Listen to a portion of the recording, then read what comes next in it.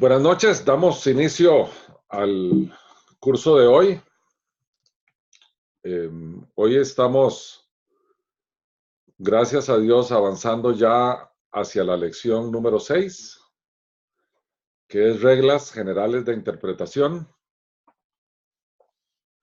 En estas 6 lecciones hemos fijado las bases para llegar a este punto. La lección pasada que vimos figuras literarias, ya nos acostumbramos a ver cosas en la Biblia que requieren de algún grado de interpretación. Vimos en la lección 4 cosmovisión y cultura, que son temas que nos afectan e influyen en nuestra capacidad de interpretar. Y en las primeras 3 lecciones sentamos bases teológicas para una interpretación correcta. Bien, en términos de las reglas generales de interpretación, en realidad ahí abajo está el link para la presentación que estoy dando. Vamos a hacer esta lección número 6 de reglas generales de interpretación y a partir de la lección 7 vamos a entrar en temas muy particulares dependiendo de lo que vamos a interpretar. Pero estas reglas que vamos a ver hoy son reglas que aplican para todo. Lo primero que necesitamos entender cuando nos acercamos a un texto bíblico es ese texto, a qué libro de la Biblia pertenece y ese libro a qué género pertenece. Porque dependiendo del género ya inicia un estilo, por así decirlo, de interpretación bíblica. Si vemos, por ejemplo, la profecía, vamos a encontrarnos con libros como Isaías, Jeremías, Oseas. Sabemos que la ley, tal y como le llaman los judíos la Torá, o nosotros como le llamamos el Pentateuco, que viene de Penta, 5, los 5 primeros libros de la Biblia, es la ley dada por Dios a Moisés. Sabemos que hay libros poéticos, como los Salmos y los Proverbios, y también que hay libros estrictamente históricos, como Primera y Segunda de Reyes o el libro de los Hechos de los Apóstoles. Aquí voy a detenerme un momentito. Hay gente que erróneamente genera doctrina de libros históricos. Eso es muy delicado porque los libros históricos lo que hacen es una narrativa de un periodo de la historia del pueblo de Dios, ya sea del Antiguo Testamento, el pueblo de Israel, o ya sea del Nuevo Testamento, la iglesia incipiente o la iglesia primitiva, como se le llama. Entonces, el hecho de que se esté haciendo una narrativa no necesariamente quiere decir que tal narrativa genera doctrina. Recordemos que en la lección número 1 vimos el significado de doctrina, que quería decir enseñanza. Entonces, el hecho de que algo pase, de que algo suceda en la historia, no quiere decir necesariamente que si de nuevo se repite una situación similar, Dios va a actuar de igual manera. Por ejemplo, si hoy la gente fuera a decir que llego a la iglesia a donar todo lo que yo pude obtener de un carro que vendí, y la verdad es que lo vendí en 1.000.000 de colones y lo que le dono a la iglesia es $500,000, no podemos afirmar que entonces la persona que esté allí va a decir que yo estoy robándole al Espíritu Santo y voy a caer muerto, como le pasó a Ananías y a Zafira. Por eso, esa historia que vemos allí, no podemos tomarla como una doctrina que se repite, tales y como son la doctrina de la justificación por la fe solamente, por ejemplo. Entonces hay que tener mucho cuidado con los libros históricos porque no necesariamente generan doctrina. Después tenemos los libros de sabiduría, que típicamente Eclesiastés, Job. También podemos tomar los proverbios como libros de sabiduría. Tenemos las famosas cartas o epístolas o literatura epistolar. Ponemos como ejemplo las cartas, claramente las cartas de los apóstoles, Pablo y Pedro y Juan, y Judas. Y tenemos literatura apocalíptica, que es una forma de literatura muy pictórica, muy simbólica. La encontramos en Daniel, Ezequiel y en el Apocalipsis. Y claramente hay una narrativa que la encontramos fácilmente en los evangelios. Entonces, cuando nos acercamos a un género literario, tenemos que entender el género literario de fondo. El ejemplo que usualmente se pone es la literatura epistolar. Entendemos que las epístolas o las cartas siempre son producidas por alguna causa.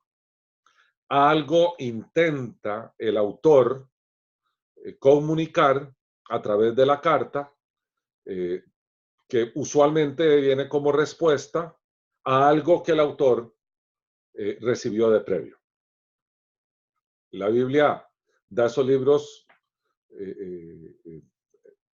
como canónicos, o sea, la iglesia los dio como canónicos más bien, y es interesante intentar descubrir o entender cuáles fueron las causas que originaron las epístolas. De esa forma entendemos mejor las epístolas y podemos interpretarlas mejor. Eso es un ejemplo que les pongo sobre cómo conocer o lo importante que es entender el género literario en que fue escrito un libro particular de la escritura. Bien, las reglas generales de interpretación. Esta, de nuevo, aplica para todo. Tenemos premisas básicas que son importantísimas de nunca perderlas de vista. Lo primero, el espíritu con que nos acercamos a la escritura. Es un espíritu de discípulo, de siervo, de esclavo. Esto lo vimos también en los primeros estudios, con mucha humildad. Ser humilde, dice aquí, es clave para ser intérprete. No es llegar de forma petulante u orgullosa a decir yo vengo a interpretar esto y yo soy el maestro y yo soy el que sabe, y subirse sobre un estante, sobre una banquilla por encima de todos, o subirnos al pedestal donde solo uno puede estar en ese pedestal y es nuestro Señor Jesucristo. Todos los demás estamos abajo y todos estamos juntos.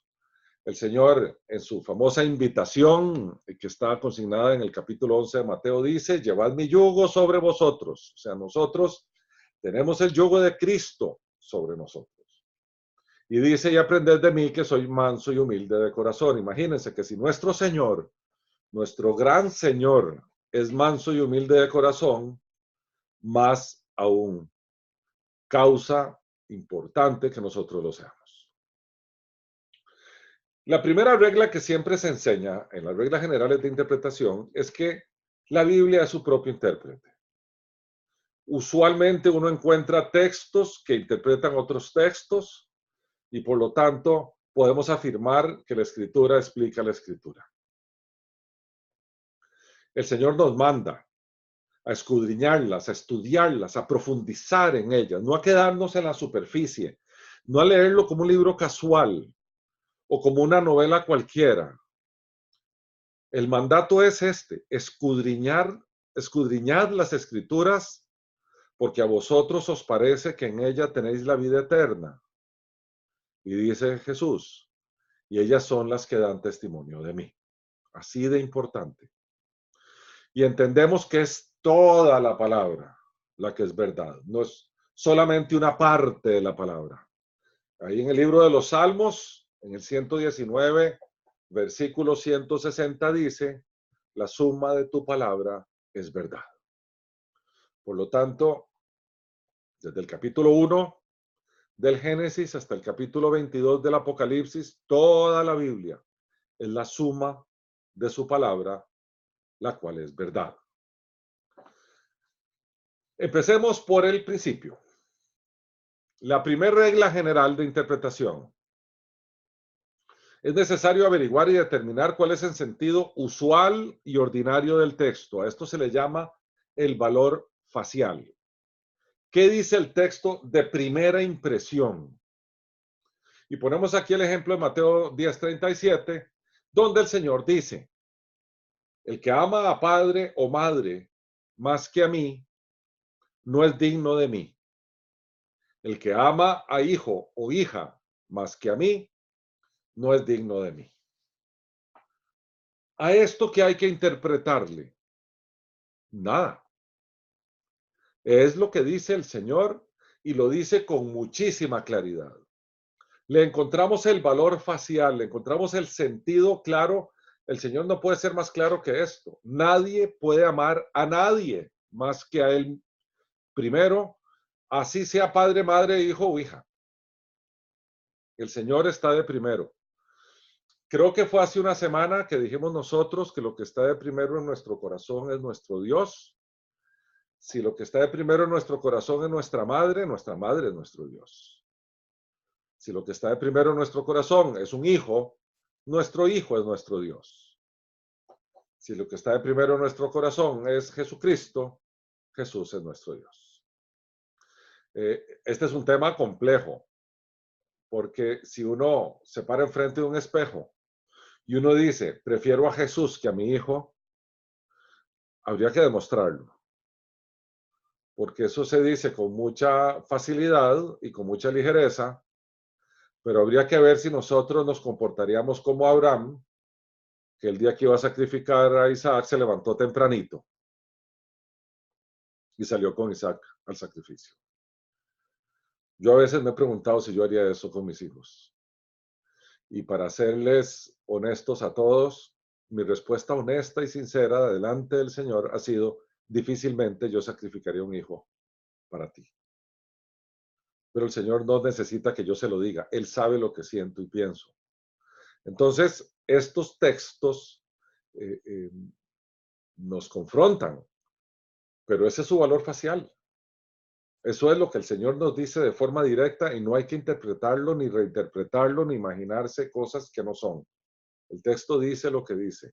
Pues en mi caso en particular, yo trabajo seriamente todos los días en oración y en comunión con Él para que esto se vaya logrando, porque no es tan fácil.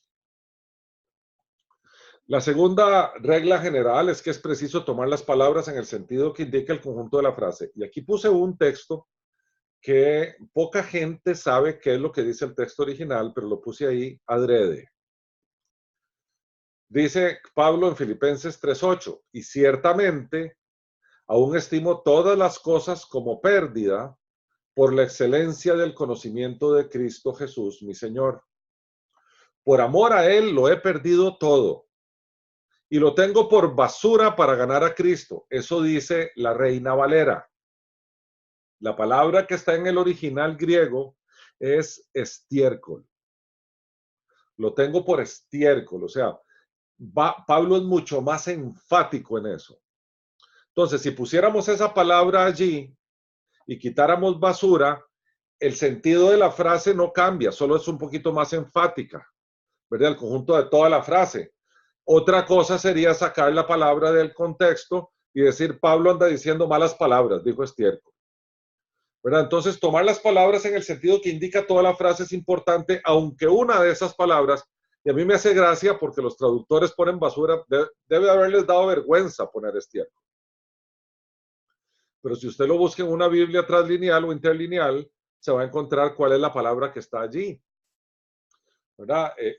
Pero en realidad el sentido completo del texto dice que por la excelencia del conocimiento de Cristo Jesús, mi Señor, todo lo estimo como pérdida, todo lo estimo como desecho, todo lo que yo tenía, tuve o soy, lo tengo como un desecho orgánico, llamémosle para usar un eufemismo, con tal de ganar a Cristo. En otras palabras, esa es la suprema negación del apóstol.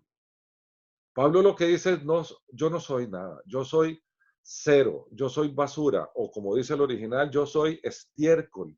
Todo lo que tengo, lo que soy, lo que aprendí, de donde vengo, no es nada comparado con el conocimiento de la excelencia de Cristo y el ganarlo a Él. Entonces, no hay que sacar las palabritas del contexto, por eso quise ponerla esa que yo sé que es dramática, porque cuando lo vemos en el contexto tiene sentido. Tercera, es necesario tomar las palabras en el sentido que indica el contexto, a saber, los versículos que preceden y siguen al texto en estudio. Y aquí puse un texto bíblico que es muy usado en las iglesias y usualmente mal interpretado. Santiago 5:14 dice, ¿está alguno enfermo entre vosotros? Llame a los ancianos de la iglesia para que oren por él, ungiéndolo con aceite en el nombre del Señor. Santiago, déjenme ver si encuentro, para decirles de una vez los versículos 12 y 13 para que vean el contexto. Dice así el versículo 12. Sobre todo, hermanos míos, no juréis ni por el cielo, ni por la tierra, ni por ningún otro juramento, sino que vuestro sí sea sí y vuestro no sea no. A ver, déjenme ver, yo creo que leí. Sí, estoy bien. Para que vuestro sí sea sí y vuestro no sea no, para que no caigas en condenación. ¿Está alguno entre vosotros afligido? Haga oración. ¿Está alguno alegre? Cante alabanzas. ¿Está alguno entre vosotros enfermo? Llame a los ancianos de la iglesia para que oren por él, ungiéndolo con aceite en el nombre del Señor. Dice, la oración de fe salvará al enfermo y el Señor lo levantará. Y si ha cometido pecado, le serán perdonados. ¿Por qué pongo este texto aquí? Porque hay una serie de cosas que está aconsejando Santiago, entre las cuales está el tema de que si está enfermo, pues llame a los ancianos de la iglesia. Decía, está afligido, haga oración, está alegre, cante alabanza. Son diferentes situaciones que él va sugiriendo en la vida cristiana.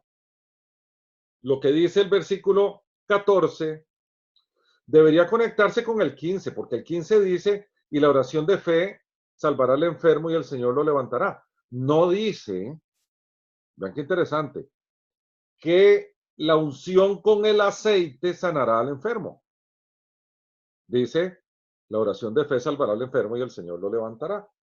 Y si ha cometido pecado, se le perdonará. ¿Por qué entonces ahora nosotros tomamos aceite? Porque nos basamos en ese texto y andamos en el mejor de los casos ungiendo con aceite personas y en el peor de los casos ungiendo objetos, paredes, casas, carros, no sé, de todo, se unge con aceite como si el aceite tuviera algún poder o algún valor. Les voy a contar algo. En los tiempos de Santiago, el aceite de oliva, al igual que hoy, y eso lo sabemos hoy, mejor que en aquellas épocas, tiene propiedades de sanar, sobre todo sanar la piel.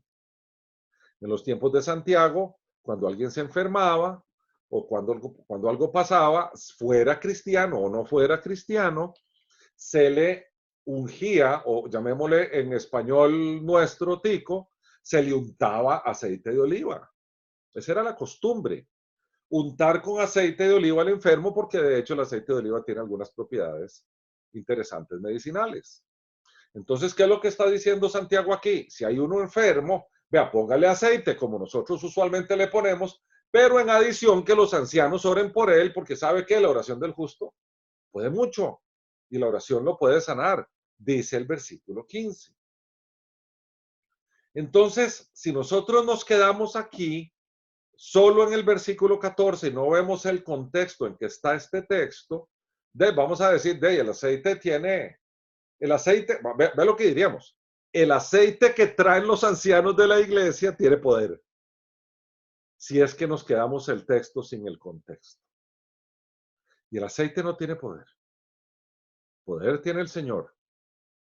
A algunos de nosotros que venimos del contexto católico y nos quedamos con el tema de la del agua bendita, que según nosotros tenía algunas propiedades milagrosas, la cambiamos ahora que estamos en la iglesia protestante o evangélica, la cambiamos por aceite, pero entonces nos quedamos con la costumbre de andar untando un líquido. Unos son agua bendita, otros son aceite. Eso no tiene contenido bíblico. Sobre todo a la luz del Nuevo Testamento, porque en el Antiguo Testamento recordemos que el aceite tenía algún simbolismo con el Espíritu Santo, sobre todo el aceite especial que hacían con ciertas especias y cierta receta los sacerdotes y con el cual ungían reyes, ungían sacerdotes. Eso quiere decir, los marcaban, ¿verdad? El ungir tenía que ver con empezar todo un ministerio. Hay que ungir al rey, era el rey que hay que nombrarlo rey, entonces le ponían aceite y lo nombraban. Por eso Cristo es el ungido. Mesías quiere decir eso, el ungido. O sea, al que se le dio una misión especial para que fuera a desarrollarla. El Mesías quiere decir eso, el enviado del ungido. Entonces el tema del aceite viene de una pésima interpretación de este texto. Para que vean ustedes lo importante que es ampliar en el contexto para tener una interpretación correcta. La cuarta, es preciso considerar el objeto o designio del libro y del pasaje en el cual ocurren las palabras o expresiones oscuras. Veamos cómo las escrituras nos explican por qué un libro ha sido escrito. O sea, lo que quiere decir esto es, veamos el texto, analicemos el contexto y entendamos por qué fue escrito el libro. Si podemos recorrer un capítulo antes y un capítulo después al capítulo que estamos estudiando, del texto que estamos estudiando, ampliamos el contexto. Y si aún así hacemos un paso atrás y consideramos el libro, todavía se nos iluminan más las escrituras.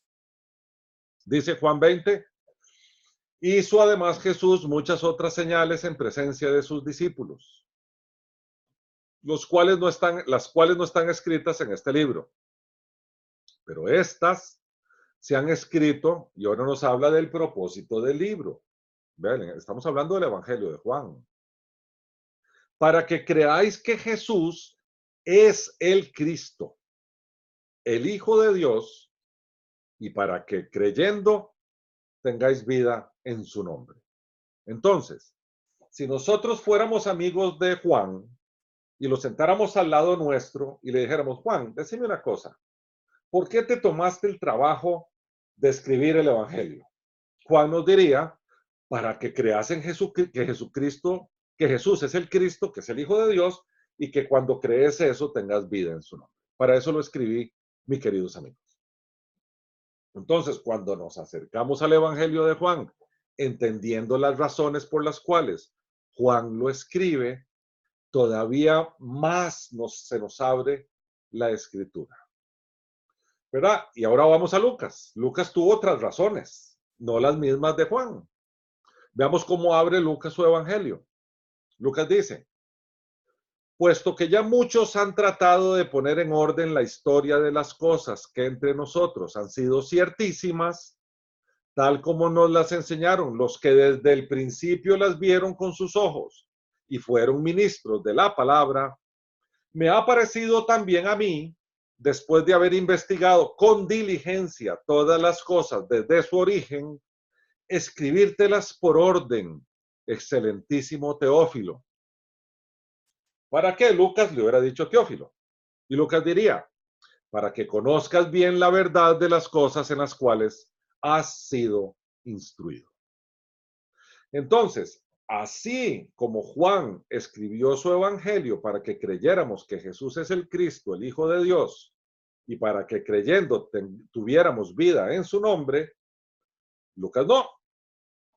Lucas le escribe a Teófilo para que Teófilo conozca bien la verdad de la cual él ya había sido instruido. Teófilo no es que era un neófito, no era un ignorante. Ya Teófilo había sido instruido, pero según parece tenía algún problema cronológico. Según parece las cosas las tenía medio enredadas, las tenía medio confundidas y entonces Lucas dice, ¿sabe qué? Yo me voy a tomar el trabajo de ir a investigar estas cosas. Porque ya Muchos han tratado de ponerlas en orden, pero vieras que parece ser que no están tan ordenadas como uno quisiera. Es lo que uno va infiriendo de aquí, ¿verdad? Que son todas ciertas, pero tal vez no en el mismo orden. Pero nosotros tuvimos, afirma Lucas, gente que desde el principio las vieron, fueron testigos presenciales. Y como testigos presenciales tomaron un ministerio de la palabra, o sea, de hablar de ellas. Entonces, mi querido Teófilo, yo me tomé el trabajo de ir a investigar todo esto con mucha diligencia, desde su origen, para poner el orden, en el orden en que ocurrieron. Excelentísimo Teófilo. Entonces, vean que hay dos razones diferentes, por eso nosotros al Evangelio de Juan le llamamos el Evangelio del Amor, porque Juan nos muestra a Jesús de una forma como los otros evangelios no lo muestran, nos lo muestra como persona, como Cristo, como Hijo de Dios, como el amor personificado. Y Lucas, por otra parte, cuando leemos el Evangelio de Lucas, nos damos cuenta que Lucas se preocupa por ir dejándonos pistas históricas. Entonces dice, bueno, cuando fueron José y María, que se movieron de Nazaret a Belén, estaba César Augusto de César, y de gobernador estaba fulano, y el otro estaba sutano, y él se fue preocupando por dejar pistas históricas y evidencias de que el orden en que estaban las cosas era el orden histórico. Entonces Lucas es más enfocado a los hechos que ocurrieron en el orden en que ocurrieron. Eso era lo que le importaba a Lucas. Mientras que Juan, lo que le importaba es que uno se le abriera la persona de Jesús enfrente de uno. Entonces, cuando leemos el Evangelio de Lucas, probablemente vamos a leer menos el amor de Dios representado en el Evangelio de Juan, y vamos a ver más hechos históricos narrados de forma muy concreta. Pero está bien, para eso son dos. Uno nos revela a Jesús, el otro revela los hechos de la historia de Jesús. Bien, la quinta. Es necesario consultar con los pasajes paralelos que hacen referencia el uno del otro, tienen relación o tratan el mismo asunto. Las Biblias hoy en día nos ponen usualmente la relación entre un texto con otros textos. De no ser así, usaríamos una concordancia que más adelante en el curso vamos a ver todos los recursos que nosotros tenemos para hacer una interpretación correcta. Aquí nos vamos a limitar a la regla general, que es siempre consultemos los pasajes paralelos, porque siempre se hacen referencia el uno al otro y validan el significado. Por ejemplo, si estamos pensando en el famoso tema de la depravación total del ser humano, que es una doctrina de la iglesia, podríamos decir, bueno, en Génesis dice, y miró Dios la tierra y vio que estaba corrompida, porque toda carne había corrompido su camino sobre la tierra, desde Génesis. Después claramente entendemos que vino el diluvio. Vean qué interesante. 900 años antes de Cristo, en el libro de los Salmos, en el 14, encontramos del 1 al 3 lo siguiente, el versículo 1 al 3. Dice el necio en su corazón, no hay Dios. Se han corrompido, hacen obras despreciables y no hay quien haga lo bueno. Jehová miró desde los cielos sobre los hijos de los hombres para ver si había algún entendido que buscara a Dios. Todos se desviaron, a una se han corrompido. No hay quien haga lo bueno. No hay ni siquiera uno. Este texto es muy probable que todos nosotros lo encontremos muy familiar. Por supuesto, Pablo lo menciona en Romanos. En el famoso capítulo 3 de Romanos, versículos del 10 al 12, dice Pablo, como está escrito, no hay justo ni aun uno, no hay quien entienda, no hay quien busque a Dios. Todos se desviaron, a una se hicieron inútiles, no hay quien haga lo bueno, no hay ni siquiera uno. Entonces vemos cómo en tres libros diferentes de la Biblia, dos del Antiguo Testamento y uno del Nuevo Testamento, vemos en pasajes paralelos que hacen referencia, por ejemplo, Romanos al libro de Salmos, o tienen relación, por ejemplo, Salmos al libro de Génesis, que tratan el mismo asunto. ¿Cuál es este asunto? La depravación total del ser humano. Entonces, cuando vemos temas de este tipo, es interesante empezar a ver los textos paralelos o los textos que se correlacionan. La sexta norma. A partir del uso de comentarios bíblicos o de otros medios, la Internet hoy en día nos da un sinfín de recursos.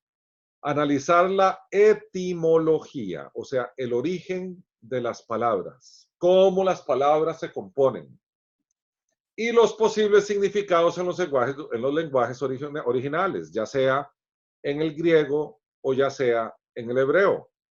Como vimos en el texto de Filipenses, donde Pablo lo daba todo por basura, que en el original griego decía estiércol.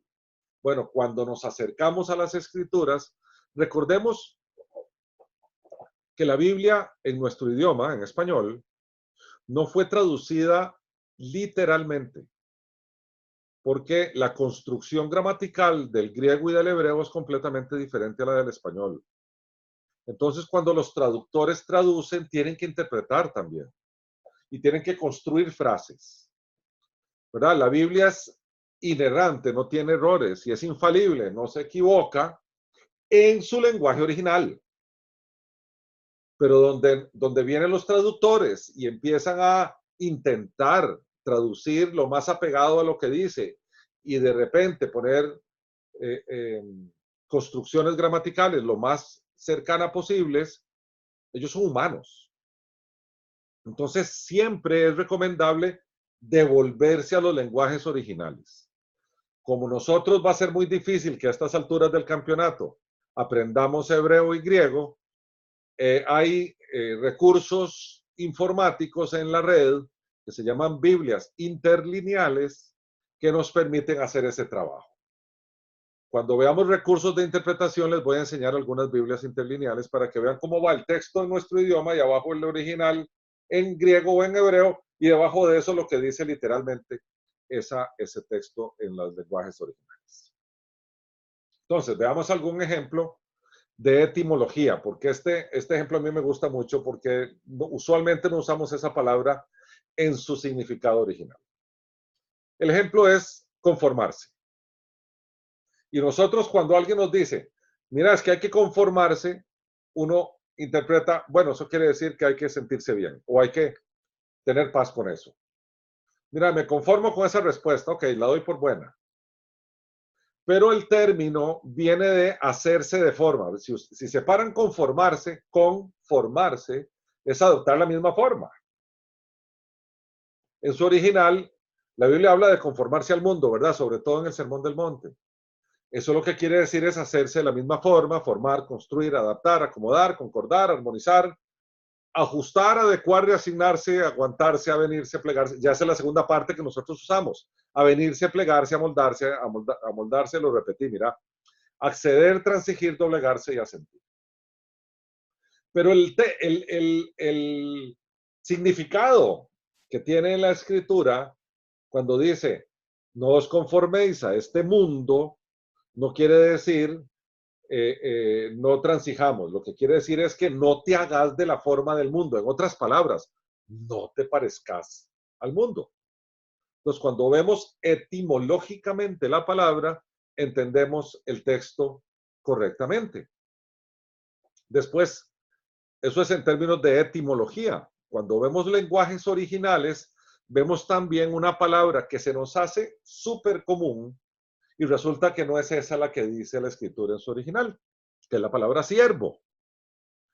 En nuestras Biblias, nosotros vemos, mira, y el siervo vino y hizo tal cosa. O cuando hablamos de los apóstoles, de los siervos del Señor, o nosotros inclusive decimos, nosotros somos siervos del Señor. Y siervo creemos que quiere decir sirviente. En realidad, la palabra que se usa en el griego original es doulos, que significa esclavo. O sea, de pasar a ser un sirviente o alguien que sirve, en verdad el significado es esclavo. Y cuando hablamos de un esclavo, dice el texto que busqué para esto, que es un esclavo que aún habiendo obtenido su carta de libertad, decide servir a su señor por amor y agradecimiento y por lo tanto dice, yo quiero seguir siendo esclavo, que es un siervo con un pacto. El esclavo, a diferencia del servidor, que es, por ejemplo, el jornalero, que se le paga por su trabajo, el esclavo tiene un significado completamente diferente. En los tiempos bíblicos, un esclavo no tenía voluntad. Por lo tanto, el esclavo hacía lo que su amo le pedía. Entonces, cuando vemos ahora, y se me ocurre ahora que yo debí haber puesto también como ejemplo el lenguaje original, señor, porque tiene una relación con esclavo. Cuando vemos la palabra señor, en el original hebreo dice Adonai y en el original griego dice Kyrios. Y en el latín con que después se traduce la Biblia dice Dominos. Y eso lo que quiere decir es amo de esclavo. Entonces, cuando los apóstoles o los discípulos le decían a Jesús, Señor, lo que le estaban diciendo era Kyrios, que es como un esclavo que no tiene voluntad, se dirige a su amo, que es el que le dice qué es lo que tiene que hacer o cómo tiene que ser. Y por lo tanto, esa relación amo-esclavo es una relación de la voluntad que siempre se hace, es la del amo, y la voluntad que nunca se hace es la del esclavo, porque el esclavo carece de voluntad. El esclavo no es un ser volitivo, no tiene voluntad. El esclavo solo hace la voluntad de su amo. Entonces ahora sí entendemos, cuando dice Kyrios y Doulos, está diciendo que hay una relación de nosotros con Jesús, como había una relación de los esclavos con su amo. Por eso Jesús nos enseña a hacer duelos cuando en el huerto de Getsemaní le dice a su querido y amado Padre Celestial, cuando él dice, por favor, si es posible, haz de mí que pase esta copa, Jesús se vuelve y dice unas palabras que son trascendentes y son universales. Pero no se haga mi voluntad, sino la tuya. Y esa debería ser la oración nuestra de todos los días. Jesús nos le enseñó cuando los apóstoles y los discípulos le dijeron cómo es que tenemos que orar. Y una de las cosas que el Señor les enseña es, dígale por favor a nuestro Padre Celestial que se haga la voluntad del Padre tanto en la tierra como en los cielos. En otras palabras, que se haga la voluntad del amo y no del esclavo. Entonces, cuando vemos las cosas en lenguaje original, cobran mucho más sentido. La séptima. Y ahora sí, vamos a entrar en temas un poquito más controversiales. Hay que aprender a distinguir los textos de la Biblia, unos que son narrativos y otros que son didácticos. Recordemos que los narrativos son simplemente los que nos hacen una narración de hechos acontecidos. Y los didácticos son aquellos que el Señor desea que nos quede una enseñanza. Por lo tanto, los textos didácticos producen doctrina. Si entendemos que la doctrina se define como enseñanza. Entonces, no toda la Biblia es didáctica y no toda la Biblia es narrativa. Hay secciones de la Biblia que es narrativa y hay otra que es didáctica. Veamos, por ejemplo, un texto narrativo, ¿verdad? Nos informan de situaciones que pasaron en la historia y son reveladores en términos del trato de Dios con los hombres, pero no buscan formar doctrina. Y acordémonos, Jonás. cuando Jonás fue a hablarle a los ninivitas, ¿se acuerdan? Dice, y ellos se arrepintieron y dice, vio Dios lo que hicieron, que se convirtieron de su mal camino y se arrepintió del mal que había anunciado hacerles y no lo hizo. O sea, Dios dijo, voy a arrasar a los ninivitas, creo que eran 40 días. Ellos se arrepintieron, hicieron lo propio, tiraron ceniza, entraron en un proceso profundo de arrepentimiento como pueblo y Dios dijo que ya que se arrepintieron, no les voy a hacerles el mal que les dije que les iba a hacer si no se arrepentían. Esa es una narración, de esto no hay que hacer doctrina. ¿Verdad? Porque además la palabra que se usa es para que nosotros entendamos. Esto es un antropomorfismo, ¿se acuerdan? Que es que se usa lenguaje humano para que nosotros entendamos, pero acordamos que Dios no es humano para arrepentirse. Este es un antropomorfismo, es una forma de lenguaje para que entendamos que Dios había dicho que si no se arrepentían, ellos iban a recibir la ira de Dios. Como se arrepintieron, no la reciben. ¿Verdad? Es una forma de decirlo. Ahora veamos un texto didáctico que nos enseña principios bíblicos y que sí forma doctrina. Por ejemplo, en Números 23:19 dice, Dios no es hombre para que mienta, ni hijo de hombre para que se arrepienta. Ahora vámonos para arriba por donde Jonás y ven la diferencia entre un texto descriptivo o narrativo, que inclusive dice la palabra arrepentimiento, y nosotros aquí, porque esto es un ejemplo claro de la gente que anda buscándole la otra pata al banco, que se ve, la Biblia dice que Dios no se arrepiente y ve cómo se arrepintió. Ese es un ejemplo clásico de alguien que mezcla textos narrativos con textos didácticos. En Números, el Señor nos está diciendo, perdón, alguien acaba de entrar, por favor, si puede poner en mute su micrófono.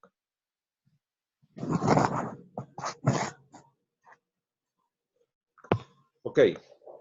En Números el Señor nos está diciendo que Dios no es hombre para que mienta, o sea, ya tenemos una doctrina allí, Dios no miente. Y la otra es, Dios no es hombre, ni es hijo de hombre para que se arrepienta. Y entonces allá en Job, en el capítulo 23, se nos dice, pero si él decide una cosa, ¿quién lo hará cambiar? ¿Verdad? Entonces entendamos la diferencia y aprendamos a encontrar esa diferencia entre, vamos a ver, a Elizabeth la tengo, vamos a mute a Elizabeth. Ahora sí. Entre los textos narrativos y los textos didácticos. Los textos, a ver, veamos doctrina. Dios no es hombre, Dios no miente, no se arrepiente. Cuando Él decide una cosa, no cambia. ¿Por qué no cambia? Porque las decisiones de Dios son perfectas. Entonces uno dice, pero en Jonás cambió. No, en Jonás no cambió. Y en Jonás no se arrepintió. En Jonás dijo, ¿sabe qué? Si ustedes no hacen esto, esto es lo que les pasa.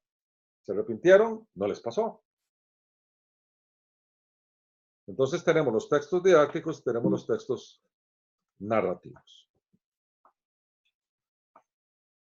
Octava. Ahora vamos a otra división. Hay que aprender a distinguir los textos de la Biblia que son decretos divinos, textos descriptivos y textos prescriptivos. ¿Okay? Ya hicimos una primera división entre los narrativos, ¿verdad? Y los didácticos. Ahora vamos a ver otras tres divisiones que dicen los que son decretos, los que son descriptivos y los que son prescriptivos. Si veamos los decretos. El decreto es algo que se ejecuta. Dios decretó la creación y dijo, sea la luz, y fue la luz. Y se acabó. O sea, ahí se hizo lo que Dios decretó.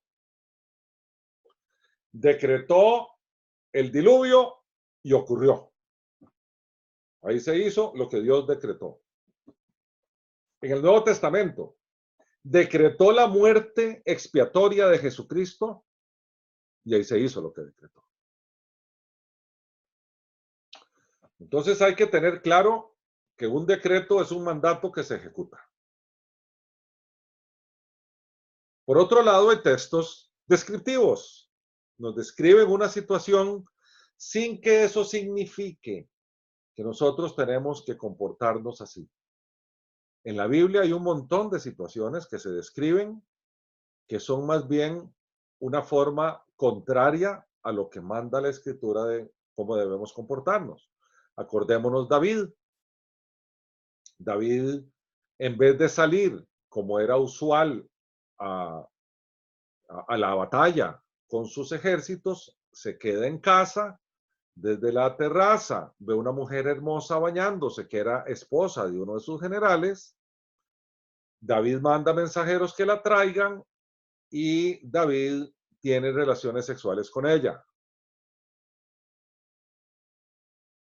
Y se quedó con ella y luego ella se purificó de la inmundicia y regresó a su casa. Dice el texto, envió David mensajeros que la trajeran y la tomó. Cuando llegó, él durmió con ella. Luego ella se purificó de su inmundicia y regresó a su casa. ¿Por qué la mujer no se resistió? Porque era el rey. Y el rey reina. David pecaminoso.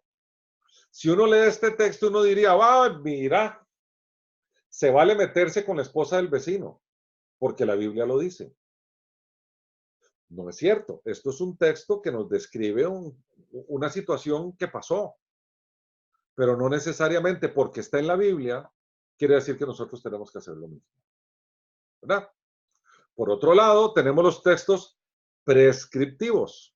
Los textos prescriptivos son mandamientos del Señor que debemos cumplir, mas no son decretos. Por ejemplo, los 10 mandamientos que están en Éxodo 20. Dice, no tendrás dioses ajenos delante de mí. Eso es algo que nosotros debemos cumplir, pero no todo el mundo lo cumple. A diferencia de un decreto que siempre se ejecuta, el texto prescriptivo es un mandamiento de Dios, pero no necesariamente se cumple. Pero es un mandamiento. Bien, con esto terminamos las reglas generales. Ya de hoy en 8, si Dios lo permite, vamos a entrar a las reglas específicas de acuerdo a géneros literarios.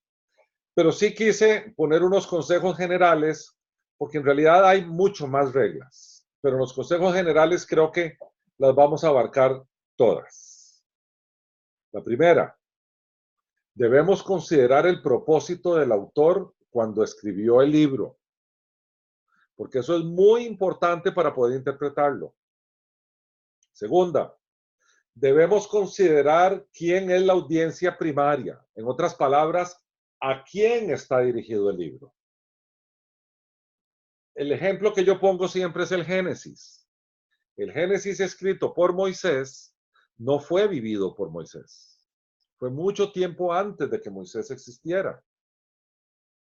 Y el Génesis, en los primeros 3 capítulos que nos narra la creación, hay que entenderlos desde la audiencia primaria a la cual fueron dirigidos, que era el pueblo de Israel que venía de 400 años de esclavitud e iba por el desierto. Totalmente ajenos a educación, pasaron en la oscuridad de la ignorancia 400 años. Entonces hay que entender la audiencia primaria a la cual fue dirigido el Génesis. Considere primero e inicialmente una interpretación literal, el significado aparente. No lo descartemos de buenas a primeras. Veamos si eso es verdaderamente lo que quería decir o si, por el contrario, el significado es simbólico. Lo otro es, sitúe siempre el texto en su contexto. Vamos a ver, aquí tengo a alguien más. Que alguien que por favor me ponga mute porque estoy oyendo ahí un ruidito. El texto en su contexto, y es el contexto, lo primero es el contexto inmediato y posteriormente el contexto un poquito más alejado, o sea, el capítulo anterior, y después el libro, para entender el versículo que vimos o el texto que vimos dentro de su contexto, dentro del capítulo, dentro de los capítulos y dentro del libro. Siempre que verlo en su contexto. Busquemos también la interpretación en la propia escritura. A textos un poco difíciles, busquemos los textos paralelos o que hablan del mismo tema o que se correlacionan para que nos los explique mejor. Consideremos también el aspecto de la revelación progresiva. Vean, esto es muy importante. El Señor va haciendo su revelación a lo largo de la escritura. Por ejemplo, las cartas de Pablo ya presuponen que nosotros como su audiencia o la audiencia de aquel tiempo conocía del Antiguo Testamento. O sea, ya había una revelación anterior. Entonces Pablo toma esa progresividad, se basa en textos anteriores y enseña más cosas. El Señor se revela en la Torá o en el Pentateuco de forma progresiva, porque nosotros no estamos en condiciones de recibir su revelación completa de buenas a primeras. El Señor nos va preparando a lo largo de la Escritura. Acordémonos que Jesús a sus discípulos les dijo, vean, a ustedes les es dado conocer los secretos del reino. Y ahora se los voy a revelar. Empezó a revelarse. ¿Por qué? Porque ya había preparación. Entonces, la revelación es progresiva. En la Biblia, conforme vamos avanzando en ella, vamos viendo la progresión y va profundizando más en los temas divinos. Dice, recuerde que hay un solo significado principal, aunque las aplicaciones pueden ser muchas. La Biblia dice lo que dice. Dios dijo lo que dijo. Que lo podamos aplicar de diferentes maneras, ok, pero lo que dijo es lo que dijo. Entonces hay que tener cuidado de no confundir lo que Dios dijo con alguna aplicación que le queramos dar. Siempre debe armonizar con todas las escrituras. La Biblia no tiene un solo error. Y esta es una doctrina importantísima de nuestra fe. La Biblia es sin errores. Como les dije antes, el texto original es sin errores. Es infalible. No hay un solo error. Entonces, cuando nos encontramos con algo que nos llama la atención, quedémonos allí y empecemos a batallar o a lidiar con el texto, empecemos a investigar cosas, a preguntarle a otros hermanos, pero entendamos esto que es un principio. La Biblia no tiene errores. Descubra el género literario, como vimos antes, porque eso nos ayuda a la interpretación. Consideremos la gramática del texto en el idioma original, también ya lo vimos antes. No olvidemos enfatizar en el contexto histórico-cultural, como vimos ahora en el tema del señor y del esclavo. Recuerde que la escritura tiene ciertos cordones de oro, o sea, ciertos ligámenes que cruzan todo el texto bíblico sin perderse nunca. ¿Cuáles son esos cordones, esos grandes principios bíblicos? La historia de la redención del hombre, la vida, el mensaje y la obra de Jesús como el Mesías. Esos son temas que están en todos los libros de la Escritura. Donde nos acercamos y lo buscamos y los relacionamos, nos damos cuenta que eso se encuentra allí. Bien, hoy ya terminamos.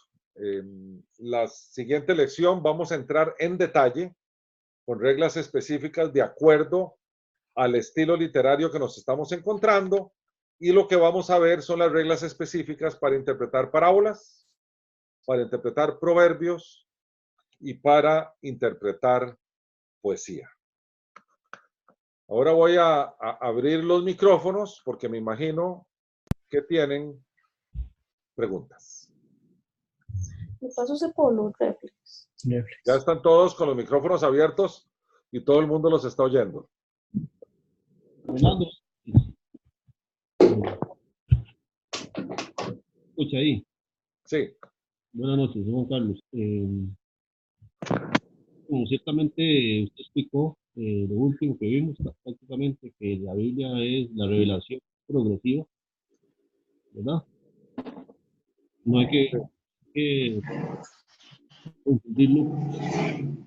Eso sí, no es cronológica la enseñanza, la revelación de los hechos. No es cronológica, pero sí es progresiva la enseñanza. Puede ser una- Se te oye muy mal, pero voy a repetir para que todos escuchen y te agradezco muchísimo el comentario porque es tremendamente pertinente. El hecho de que digamos que la revelación es progresiva no quiere decir que sea cronológica. Exacto. Ese es el comentario. Y es correcto. Los libros de la Biblia no están escritos necesariamente, hay algunos que sí, necesariamente cronológicamente. En otras palabras, no están en la Biblia en el orden en que fueron escritos necesariamente. Okay. Por ejemplo, claramente los evangelios no fueron escritos antes de la carta de Pablo a los Gálatas, pero están de primero en el Nuevo Testamento. Está acomodado así para un mejor estudio y si la vemos históricamente, vamos a entender cómo la revelación es progresiva. Correcto. Pues, muchas gracias por la aclaración. Gracias. ¿Alguna otra pregunta? Hijo, ya estamos. Yo tengo una. No, Adelante. yo sí tengo, bueno, yo tengo muchas, pero Qué dicha, adelante. Es con el tema del texto narrativo y el didáctico, porque en el narrativo, o sea, sí entiendo la similitud que hace en que no pierde, o sea, no miente, dice, entre los mismos textos se saca la verdad, pero en el texto que usted dio, el de Jonás 10, en el que habla de que Dios se arrepintió de hacerles el mal que ya había, según Jonás, había ya puesto, que iba a hacer, sí deja una enseñanza, porque la enseñanza sí no es, obviamente en el otro contexto, en el texto didáctico, Dios no se arrepiente, pero la enseñanza que deja es que Dios advierte, si no se arrepiente por el mal que están haciendo, pues va a llegar esa consecuencia. Sí.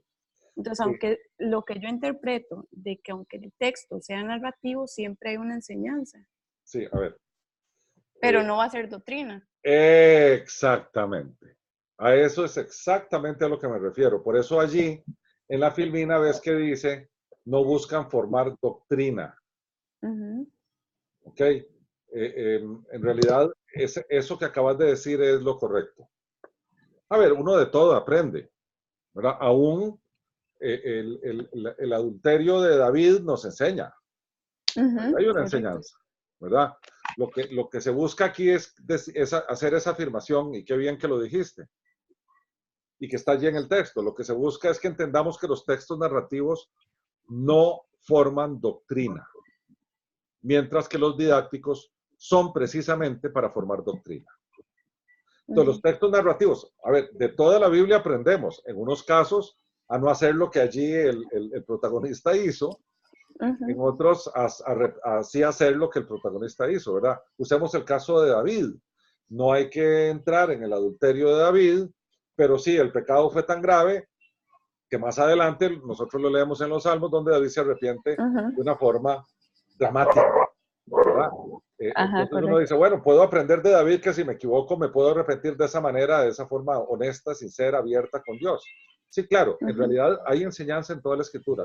El punto que buscamos aquí es que los textos narrativos no forman doctrina. O sea, en nuestra doctrina bíblica, tenemos que comprender que los textos narrativos no forman doctrina, mientras que los didácticos sí la forman. Pero sí, claro, en todos hay enseñanza. Tenés razón. Sí. Y bueno, esa es una. Y con respecto, igual con las figuras literarias y con los, bueno, más que todos los géneros no cambian, pero las figuras literarias del tema anterior, tiene que ver, noté que cambian de acuerdo a la versión de la Biblia. Y entonces, eso hay que tener mucho, bueno, yo tengo la Reina Valera, la de 1960, lo comparé con la de 1995 y la lenguaje actual. Y cambia totalmente la figura literaria. Ahora, tendría que revisar las interlineales, a ver si se mantiene la figura literaria y está todo dentro del enfoque del texto. Entonces ya no sé, me confundí. Era mucha información. Te estás adelantando 4 lecciones. Perdón. Dentro de 4 lecciones, vemos los recursos que necesitamos tener enfrente para poder hacer una interpretación correcta. Entonces, si algún compañero envió una tarea con referente a un texto que para la Biblia que él usa es ese género literario, no sé, la prosopopeya o la hipérbole, y yo envío, qué sé yo, el mismo texto casualmente, pero con mi otra versión, Sí, no viene esa figura. sí, bien. Principalmente venía con el símil. Sí, bueno, esos son los traductores. Bueno, qué dicha que estás mencionando esto, porque eso confirma lo que les dije anteriormente, que los traductores no traducen literalmente porque no pueden. Es materialmente imposible hacer una traducción literal del hebreo o del griego antiguos a nuestro español. Entonces ellos intentan en su traducción hacer una interpretación. Pero entonces algunos lo van a hacer de una forma y otros lo van a hacer de la otra. Bueno. Adelantémonos 4 lecciones, ya que estás tocando el tema. ¿Verdad?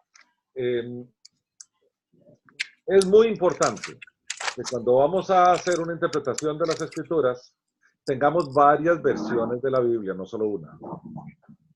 Está la clásica, super clásica, que es Reina Valera de 1960, que con esa me formé yo y la mayoría de la gente, y es el super clásico de los clásicos. Bueno, la Reina Valera, en términos generales, hace una traducción, don Cipriano y don Casidoro hacen una traducción del latín.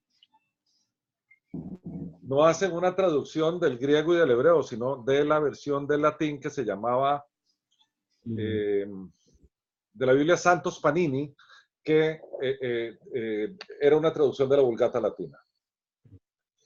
Entonces uno se encuentra que hay una traducción del hebreo o del griego al latín, y entonces del latín al español antiguo, y después una revisión, y vienen haciéndose a lo largo de los años una actualización del lenguaje, porque hay palabras que ya no se usan. Por ejemplo, en el famoso protoevangelio, que está en el capítulo 3 de Génesis, hablaba de que el Señor lo va a herir a la simiente de la serpiente en la cabeza, y el otro le herirá en el calcañar, dice la versión de la Biblia Reina Valera 1960. Ya la del 95 dice en el tobillo, o en el talón, creo que es más bien lo que dice. Entonces sí, hay que tener varias versiones de la Biblia y empezar a conciliar todas esas interpretaciones que hay allí. Y si a eso le agregamos la interlineal que nos trae los originales y la traducción literal, de repente podemos ser mucho más celosos de la interpretación que estamos viendo. Eso lo vamos a hacer cuando de verdad hay cambios sustanciales en los textos.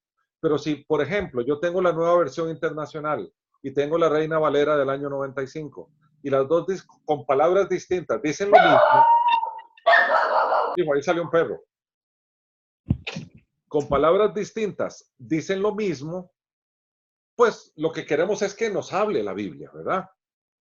No andamos buscando la literalidad de una palabra en particular, como calcañar o tobillo. Andamos buscando que nos hable de lo que el Señor nos quiere decir. Entonces podemos conciliar las diferentes, siempre y cuando sean honestas, ¿verdad? Si vamos a usar, por ejemplo, la Biblia del Nuevo Mundo, que es la que usan los testigos de Jehová, ya estamos complicados porque sabemos que es una Biblia alterada adrede. Esa no hay que usarla. Pero las Biblias como la Nueva Versión Internacional y la Reina Valera y estas Biblias nuestras, habría que conciliarlas, pero lo que buscamos es verdad, en verdad lo que Dios dice desde el lenguaje original hacia nosotros. ¿Verdad? Bien. ¿Algo más? Orlando, en cuanto a esto de la interpretación didáctica y narrativa, nos queda totalmente claro. Nada más como que habría que despertar los sentidos para poder diferenciar, porque me imagino que habrá ocasiones que es muy fácil y en otras no tanto. Ajá. A ver, alguien por ahí dice que es muy fácil interpretar las escrituras. No tanto. No es nada fácil. Esto hay que ser responsable y tomarse el tiempo. A ver, Alberto Castro, para preparar el sermón del domingo, se va desde el viernes a su cabañita ahí arriba y ahí se encierra. Y empieza a batallar con los textos. Claro. Esto no es de buenas a primeras que uno dice, eso quiere decir una cosa o quiere decir la otra. Nuestra responsabilidad como intérpretes es ir y profundizar y de verdad, como vos decís, hay algunos textos que son facilones, pero hay otros textos que no son tan sencillos. Entonces hay que llenarse de recursos y pasa que hoy con el internet hay tanto en línea que es más facilón, pero vieron lo que era esto hace 20 años. Andaba uno con un montón de libros y comentarios bíblicos y diccionarios bíblicos y concordancias y aún así costaba un mundo. Hoy es un poquito más sencillo, pero lo que sí es muy importante es la honestidad y la sinceridad del intérprete en agotar todos los recursos posibles para que lo que salga del texto es lo que Dios dice. Eso es lo más importante. Amén. Bien, ¿alguna otra pregunta? Bueno, con esto damos fin al curso de hoy. A todos, mil gracias por su asistencia. Voy a ver si más tardito ya puedo postear esto en el canal de YouTube. Y de nuevo, quiero decirles algo de lo cual me siento muy complacido y muy feliz. Me escribió Alberto y me dijo que están muy contentos con nuestro curso en línea, que la experiencia es nueva, es completamente nueva para la iglesia y que ha sido muy buena. Que todos estamos muy contentos y que además como queda grabado la gente lo puede tomar al día siguiente o 2 días después y que pues la iglesia en verdad está muy complacida. Yo de mi parte quiero agradecerles a ustedes el compromiso que tienen, no solamente por asistir el martes a las 7 de la noche, sino también los que ven esto después. Sé de una persona que no puede entrar los martes a las 7 de la noche porque dice que tiene que competir con los hijos por el ancho de banda. Entonces se espera el miércoles y el miércoles ve el video, pero todo el mundo cumple con su tarea y eso quiere decir que todo el mundo se toma su trabajo en entender, en estudiar, en repasar y yo de corazón les quiero decir muchas gracias. Ha sido una experiencia preciosa, todavía vamos a mitad de camino, pero estoy muy entusiasmado. Hoy le decía a un sobrino que es un estudiante, un discípulo mío de la escritura, le decía, mira, creo que nos encontramos con un medio maravilloso para crecer en la fe. Así que a todos les quería decir mil gracias por su compromiso y les quería enviar todas las bendiciones del mundo. Muchas gracias. Amén. Muchas gracias a usted, don Rolando.